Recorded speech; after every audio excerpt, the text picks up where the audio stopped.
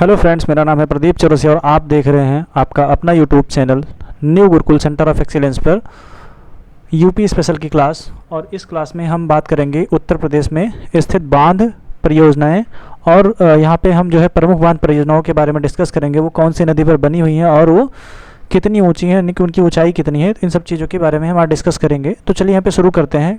यहाँ पे पहला है सोनभद्र जिले में पीपरी नामक स्थान पर रिहंद नदी पर 1963 में निर्मित बहुउद्देशीय रिहंद बांध परियोजना की ऊंचाई कितनी है? तो इसका जो राइट आंसर होगा ये हो जाएगा आपका 91 मीटर। तो सबसे पहले यहाँ पे हम बात करते हैं रिहंद बांध परियोजना। कौन सी? रिहंद बांध परियोजना कौन सी नदी पर है? तो ये आपकी जो है ये रिहंद नदी पर बनी है, रिहंद नदी पर। और किस जिले में? तो आपका ये जो है सोनभद्र जिले में, यूपी। और सोनभद्र जिले में एक जगह पड़ती है पीपरी। क्या पड़ती है? पीपरी। तो पीपरी नामक स्थान पर सोनभद्र जिले में उत्तर प्रदेश राज्य में रिहंद नदी पर रिहंद बांध परियोजना बनाई गई है, जिसकी जो ऊंचाई है वो है 91 मीटर। कितनी है? 91 मीटर है।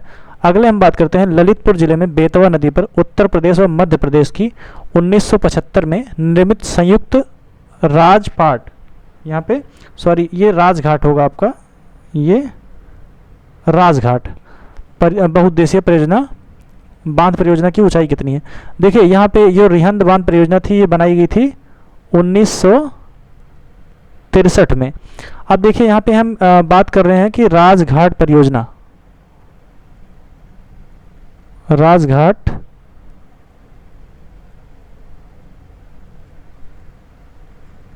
बहुउद्देशीय परियोजना। तो सबसे पहले ये जो राजघाट बहुउद्देशीय परियोजना है ये जो है बनी है ये बेतवा नदी पर। कहाँ पर? बेतवा नदी पर।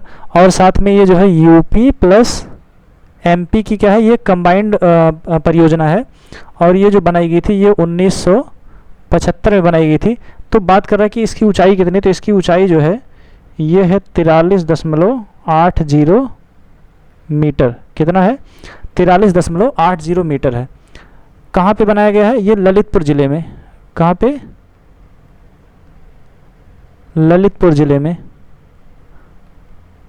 यूपी में बना हुआ है। लेकिन ये यूपी और एमपी की जो है ये संयुक्त परियोजना है और ये जो है बेतवा नदी पर बनी हुई है। चलिए नेक्स्ट है ललितपुर जिले में बेतवा नदी पर उत्तर प्रदेश व मध्य प्रदेश की 1958 में ये जो राजघाट बहुउद्देशीय परियोजना थी ये बनी थी आपकी 1975 में। लेकिन यहाँ पे जो है संयुक्त कौन सी? माता टीला बहुउद्देशीय परियोजना। कौन सी है ये? माता टीला बहुउद्देशीय परियोजना। ये जो बना था ये आपका निर्मित हुआ था 1958 में। और ये भी जो है यूपी प्लस एमपी दोनों की कैसी है? ये यूपी और एमपी की जो है संयुक्त परियोजना है, संयुक्त परियोजना है। और ये 1958 में बनी थी। कौन सी नदी पर? ये भी जो है बेतवा नदी पर, ये भी बेतवा नदी पर बनाई गई थी। और इसकी जो ऊंचाई है ये आपकी है 35 मीटर। देखो ये जो संयुक्त राजघाट परियोजना थी ये भी बेतवा नदी पर बनी थी। और यहाँ पे जो ये आपकी माता टीला बहुउद्देशीय परियोजना है ये भी बेतवा नदी पर बनी है। तो जो राजघाट बहुउद्देशीय परियोजना थी इसकी ऊंचाई 43.80, लेकिन जो माता टीला बहुउद्देशीय बांध परियोजना है इसकी ऊंचाई जो है 35 मीटर है। अब नेक्स्ट है सोनभद्र जिले में कन्हार नदी पर स्थित कन्हार बांध परियोजना। तो जो कन्हार बांध परियोजना है, कन्हार बांध परियोजना, ये जो बना है ये बना है आपका कन्हार नदी पर। कहाँ पर बना है? कन्हार नदी पर बना है। और इसकी जो ऊंचाई है ये आपकी 39.90 मीटर। कहाँ पे? ये जो है यूपी के सोनभद्र जिले में बना हुआ है। कहाँ पे? यूपी के सोनभद्र जिले में। यहाँ पे आप लोग यूपी मेंशन कर लीजिएगा, यूपी के सोनभद्र जिले में बना हुआ है। नेक्स्ट है आपका ये कह रहा है कि मिर्ज़ापुर जिले में जिरगो नदी पर। कहाँ पे? मिर्ज़ापुर जिले में जिरगो नदी पर 1958 में बने जिरगो जलाशय, कौन सा जलाशय? जिरगो जलाशय बांध परियोजना, जिरगो जलाशय बांध। तो जो जिरगो जलाशय बांध है ये आपका बना है जिरगो नदी पर। कहाँ पे बना है? ये आपका जिरगो नदी पर बना है। और ये कहाँ पे बना है? मिर्ज़ापुर ज़िले में, मिर्ज़ापुर ज़िले में बना है। मिर्ज़ापुर आपका कहाँ है? ये यूपी में पड़ता है। और ये कब बना था? ये 1958 में बना था। तो इसकी जो ऊंचाई है वो कितनी है? इसकी ऊंचाई आपकी ये 30 मीटर, 30 मीटर। नेक्स्ट है बहराइच में सरयू बांध किस नदी पर बनाया जा रहा है?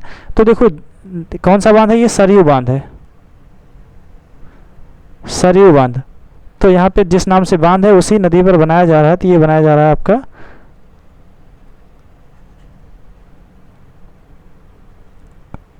सरयू नदी पर। तो ये कहाँ पे बन रहा है? बहराइच उत्तर प्रदेश, बहराइच उत्तर प्रदेश। तो यहाँ पे हम बात कर रहे हैं कि सरयू बांध जो है सरयू नदी पर बनाया जा रहा है उत्तर प्रदेश के बहराइच ज़िले में। चलिए नेक्स्ट बात करते हैं। अब हम आते हैं सिंचाई पेयजल पे, यानी कि उत्तर प्रदेश में जो सिंचाई और जो पेयजल की स्थिति है उसके बारे में अध्ययन करेंगे। तो सकल सिंचित क्षेत्रफल यहाँ पे 2019-20 का डेटा हम डेटा पर डिस्कस करेंगे। 2019-20 का डेटा है, कह रहा है कि सकल सिंचित क्षेत्रफल कितना है? तो ये आपका पड़ेगा 230 लाख हेक्टेयर। कितना? 230 लाख हेक्टेयर जो है सकल सिंचित क्षेत्रफल है टोटल। शुद्ध सिंचित क्षेत्रफल 2019-20 में तो ये आपका पड़ेगा 144.2 लाख हेक्टेयर, 2 लाख हेक्टेयर। सकल सिंचित क्षेत्रफल 230 लाख है, लेकिन शुद्ध सिंचित की बात करें तो 144.2 लाख हेक्टेयर है। कुल सृजित सिंचन क्षमता, यहाँ पे हम बात करें कि कुल सृजित सिंचन क्षमता 2021-22 का डेटा है। तो ये 2021-22 में कितना है? तो जो कुल सृजित सिंचन क्षमता है ये 370 लाख हेक्टेयर है। कितना? 370 लाख हेक्टेयर। उसके बाद सिंचन क्षमता का कुल उपयोग कितना है? 2021-22 के अनुसार कुल सिंचन क्षमता का जो कुल उपयोग है वो कितना है? तो ये आपका हो जाएगा 301 लाख हेक्टेयर, 301 लाख हेक्टेयर। दोस्तों आप लोग इसको नोट्स बनाते चलिए, नोट्स बनाएंगे तो हम 99% कहते हैं इसमें से एक भी क्वेश्चन छूटेगा नहीं, यानी कि कोई भी क्वेश्चन आप छोड़ कर नहीं आएंगे। पूरा जितना यूपी स्पेशल का आएगा आप सारा का सारा करके आएंगे। कुल शुद्ध सिंचाई में नलकूप सिंचाई का प्रतिशत कितना है 2019-20 के अनुसार? यहाँ पे कह रहा है कि जो कुल सिंचाई है उसमें से नलकूप सिंचाई का प्रतिशत कितना है? तो जो नलकूप सिंचाई का प्रतिशत है वो 73.4%, 73.4, यानी कि जितनी सिंचाई होती है उसमें से 73.4% सिंचाई नलकूप से की जाती है। कुल शुद्ध सिंचाई में नहर सिंचाई 2019-20 के अनुसार जो नहर से सिंचाई होती है उसका प्रतिशत कितना है? तो नहर से जो सिंचाई होती है वो 15.1% है। कितना है? 15.1%। और अगर हम कुएं से सिंचाई की बात करें कि जो कुल सिंचाई होती है इसमें कुएं का प्रतिशत कितना है? तो जो कुएं से सिंचाई का प्रतिशत है 8.6%। कितना? 8.6%। कुल शुद्ध सिंचाई में अगर हम तालाब से सिंचाई, तालाब, झील और पोखर, तो इन चीज़ों को मिलाने के बाद जो कुल प्रतिशत बनेगा ये आपका बनेगा 0.6%, यानी कि 0.6% जो है वो जो है तालाब, झील और पोखर से। और अन्य साधनों से जो सिंचाई का प्रतिशत है वो है 2.3%। नलकूप, कुआं, तालाब आदि सिंचाई के किस माध्यम में आते हैं? तो जो यूपी में सिंचाई है वो कई माध्यमों में, तो यहाँ पे जो नलकूप, कुआं और तालाब है ये जो है लघु सिंचाई साधन में आते हैं। किस में आते हैं? ये आपका आएगा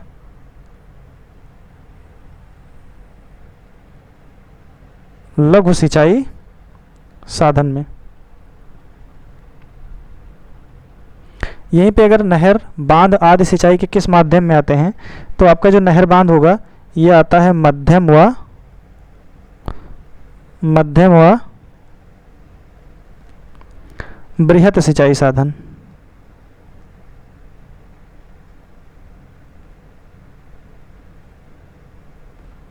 नेक्स्ट है प्रदेश में लगभग 82.2 9.2% सिंचाई किस माध्यम से की जाती है? तो प्रदेश में लगभग 82.92% सिंचाई जो है ये आपकी निजी लघु सिंचाई साधन से, किससे?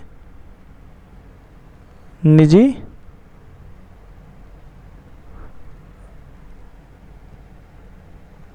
लघु सिंचाई साधन से।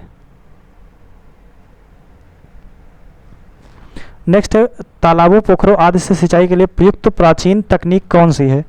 तो यहाँ पे तालाबों से जो सिंचाई की जाती थी उसमें आपकी ये आ जाएगी बेड़ी ढैंकची आदि। क्या होगी? यहाँ पे बेड़ी और एक आता है ढैंकची। ये जो है पुराने ज़माने में सिंचाई के साधन थे। ये जो है तालाबों पोखरों आदि से सिंचाई के लिए प्रयुक्त प्राचीन तकनीकी थी जो तालाब और पोखर में प्रयोग की जाती है, बेड़ी और ढैंकची। अब देखिए यहाँ पे प्रदेश में तालाबों व पोखरों से सिंचाई का सर्वाधिक प्रचलन कहाँ पे है?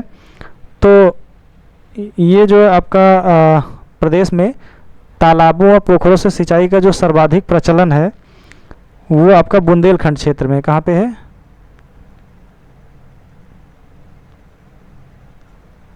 बुंदेलखंड क्षेत्र में है। प्रदेश में कुओं से सिंचाई का सर्वाधिक प्रचलन है। तो कुओं से जो है ये मध्यवर्ती क्षेत्र में, जो यूपी का मध्यवर्ती क्षेत्र है वहाँ पे है। और कुओं से सिंचाई के लिए प्रयुक्त जो प्राचीन तकनीक थी, यहाँ पे थोड़ा सा साइड में लिख लीजिएगा, कुएं से सिंचाई की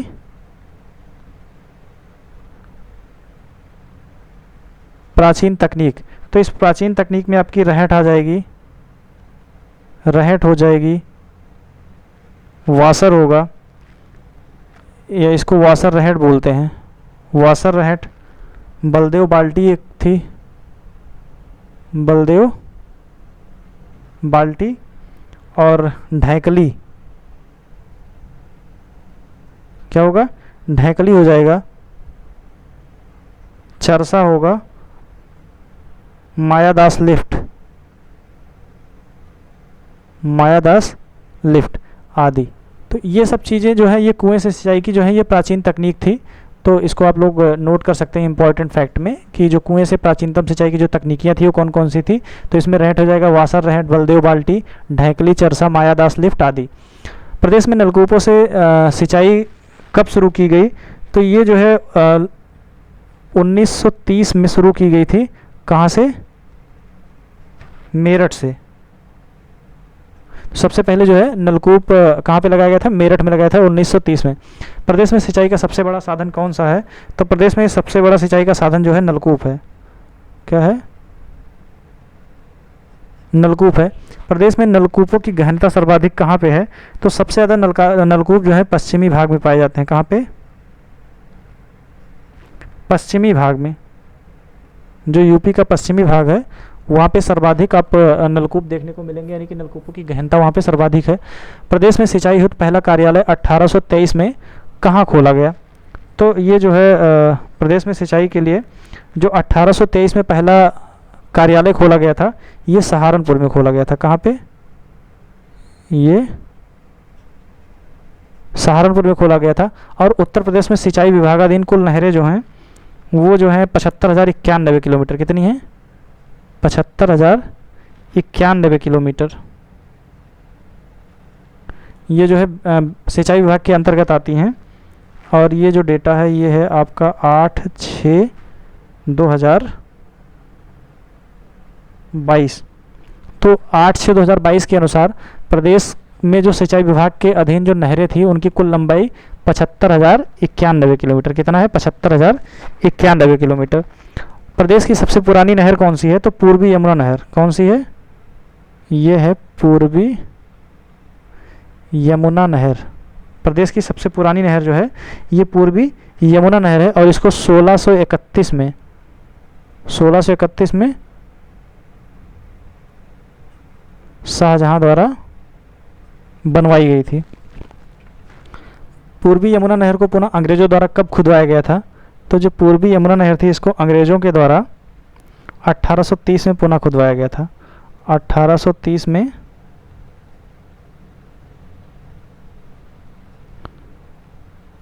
पुनः खुदवाया गया।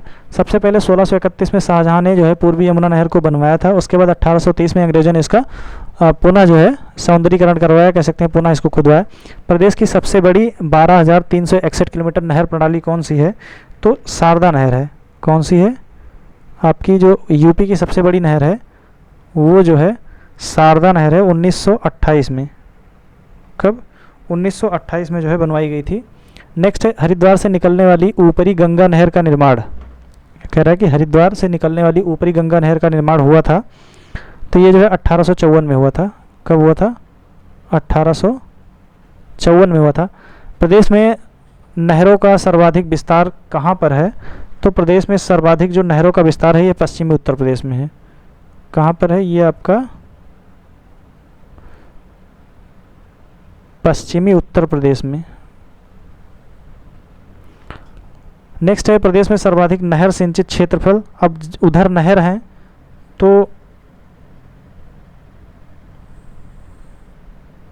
नहरों का विस्तार जो है पश्चिमी उत्तर प्रदेश में है, और जो नहर सिंचित क्षेत्रफल है वो जो है आपका पश्चिमी उत्तर प्रदेश। कहाँ पे? पश्चिमी उत्तर प्रदेश में। चलिए आगे हम बात करते हैं।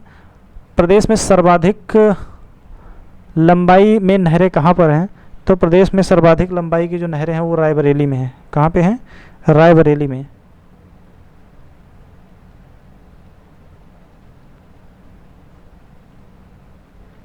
दिल्ली के पास यमुना के दाहिने से निकलने वाली नहर कौन सी है?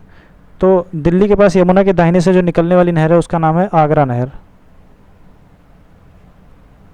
कौन सी नहर है? ये आगरा नहर है। यूपी, हरियाणा, दिल्ली और राजस्थान में सिंचाई हेतु किस नहर से सिंचाई होती है? तो ये जो है आपकी आगरा नहर से सिंचाई होती है।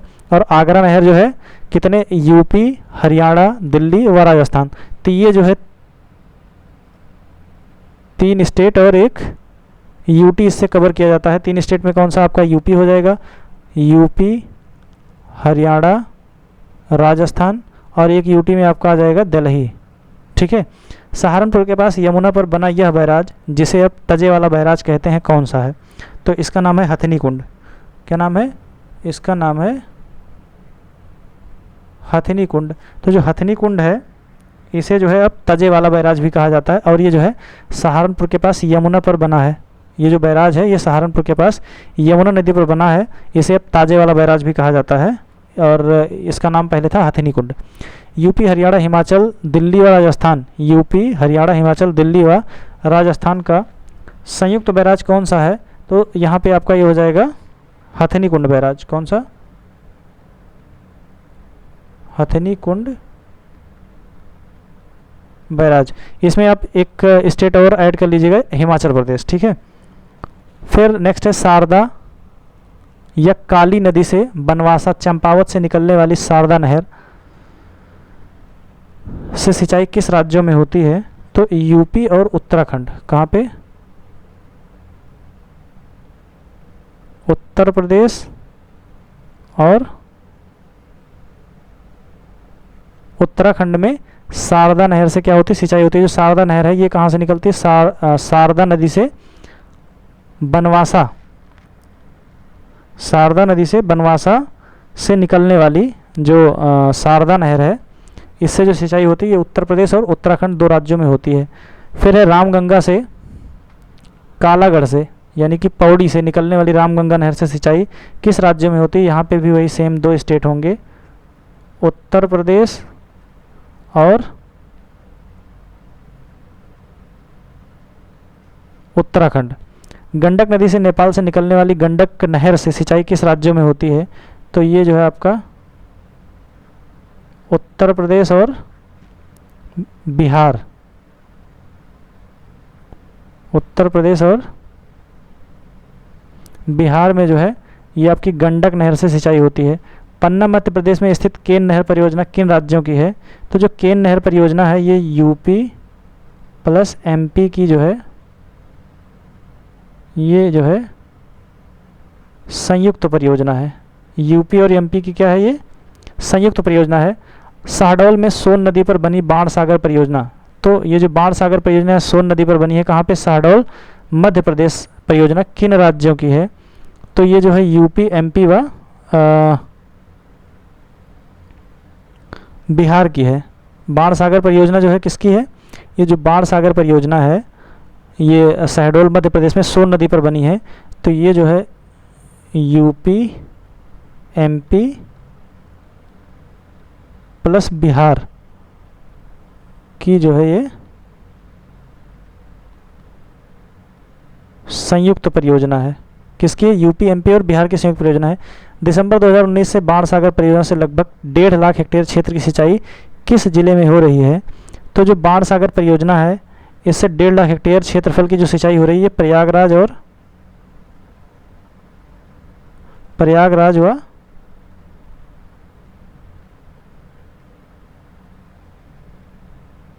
मिर्ज़ापुर में। 1977 से 78 से निर्माणाधीन और 2022 से राष्ट्रीय परियोजना घोषित सरयू नहर परियोजना को कब चालू किया गया? तो जो सरयू नहर परियोजना है इसको जो है दिसंबर 2021 में। ग्रेटर नोएडा में चलाई जा रही गंगा जल परियोजना का मुख्य उद्देश्य क्या है?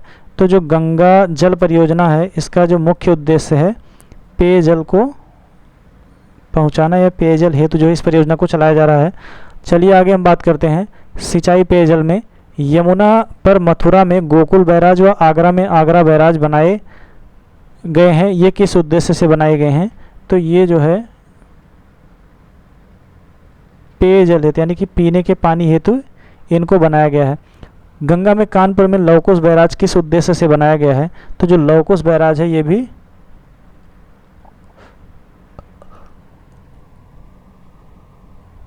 पेयजल हेतु बनाया गया है। गोमती पर लखनऊ में गोमती बैराज किस उद्देश्य से बनाया गया है? तो ये जो है पेयजल एवं जल स्तर हेतु, पेयजल एवं जल स्तर हेतु जो गोमती बैराज बनाया गया है गोमती नदी पर लखनऊ जिले में बनाया गया है। राज्य में मुख्यमंत्री लघु सिंचाई योजना कब से चलाई जा रही है? तो राज्य में मुख्यमंत्री लघु सिंचाई योजना 2020-21 से। कब से? 2020-21 से। सिंचाई व भूगर्भ जल रिचार्ज हेतु 2008-9 से चेक डैम निर्माण योजना किस क्षेत्र में किया गया है? तो जो चेक डैम निर्माण योजना है ये बुंदेलखंड क्षेत्र में, बुंदेलखंड क्षेत्र में, ठीक है। फिर है आर्टिजन वेल। कौन सा? आर्टिजन वेल जिसको बोलते हैं पाताल तोड़ कुआं योजना किस क्षेत्र में चलाई जा रही है? तो ये भी जो है बुंदेलखंड क्षेत्र में। कहाँ पे? बुंदेलखंड क्षेत्र में चलाई जा रही है। पठारी व अर्ध पठारी ब्लॉकों में डॉक्टर राम मनोहर लोहिया सामूहिक नलकूप योजना कब से चलाई जा रही है? तो ये जो है 2011-12 से चलाई जा रही है, 2011-12 से चलाई जा रही है। नेक्स्ट है भूजल स्तर में सुधार व सिंचाई हेतु खेत तालाब योजना किस क्षेत्र में चल रही है? तो ये खेत तालाब योजना जो चल रही है ये चल रही है बुंदेलखंड क्षेत्र में। कहाँ पे? बुंदेलखंड क्षेत्र में।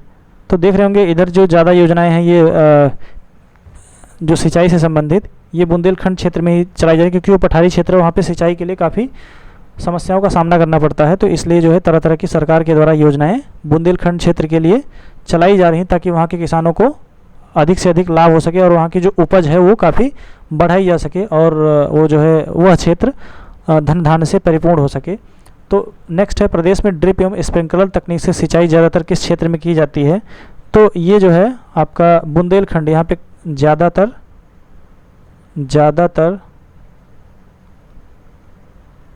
बुंदेलखंड क्षेत्र में, ठीक है। तो देखिए कारण क्या है कि जब जैसे मान लीजिए कोई इतना बड़ा एक खेत है तो यहाँ पे हम डायरेक्ट अगर ये एक नाली बनी हुई है, नाली से डायरेक्ट पानी जाता है तो ये पूरा ऐसे भरेगा, पूरा भरेगा। लेकिन जब हम ड्रिप सिंचाई करते हैं या स्प्रिंकलर से करते हैं तो जैसे मान लीजिए इतना बड़ा ये एरिया है, ठीक है, तो इसमें जगह जगह पे ऐसे लगा रहेगा, ठीक है। स्प्रिंकलर में क्या होगा, इसमें से फव्वारा निकलता रहता है, लेकिन जो ड्रिप सिंचाई होती है उसमें ऐसे पाइप बिछी रहती है, उस पाइप में से जगह जगह से पानी क्या होता है निकलता रहता है। तो उससे जो होता है वो पौधे की जड़ों के पास जो है पानी पहुंच जाता है और उससे जो है पौधे वृद्धि करते हैं और अच्छी उपज हो जाती है। तो और पूरे खेत में जो है पानी लगने से बचा जाता है, ताकि जो है पानी की ज़्यादा से ज़्यादा बचत हो सके। नेक्स्ट है उत्तर प्रदेश और मध्य प्रदेश की केन बेतवा लिंक परियोजना को केंद्र द्वारा निर्माण हेतु कब मंजूरी दी गई? तो ये जो है दिसंबर 2021 में। कब दी गई?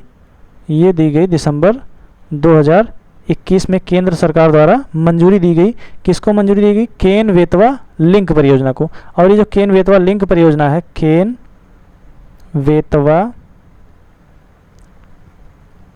लिंक परियोजना, ये कहाँ की है?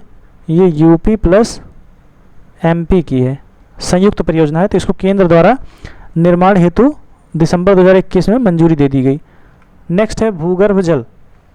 भूगर्भ जल की बात करें तो राज्य के ग्रामीण व नगरीय क्षेत्रों में भूगर्भ जल स्तर के मापन हेतु क्या स्थापित किए गए हैं? तो यहाँ पे हाइड्रोग्राफ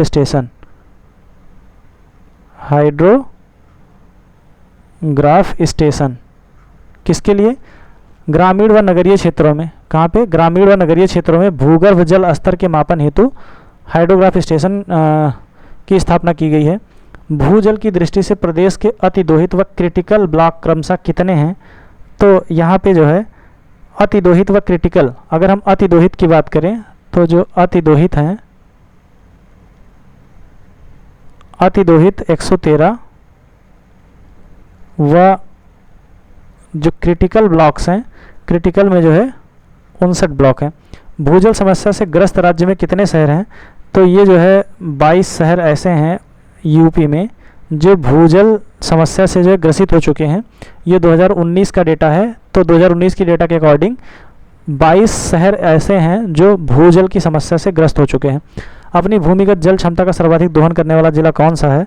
तो ये जो है प्रतापगढ़ है। दोस्तों आप लोग कमेंट करके बताइए कि प्रतापगढ़ में कृषि से संबंधित कौन सा ऐसा उत्पाद है जो सबसे ज़्यादा मात्रा में पैदा होता है।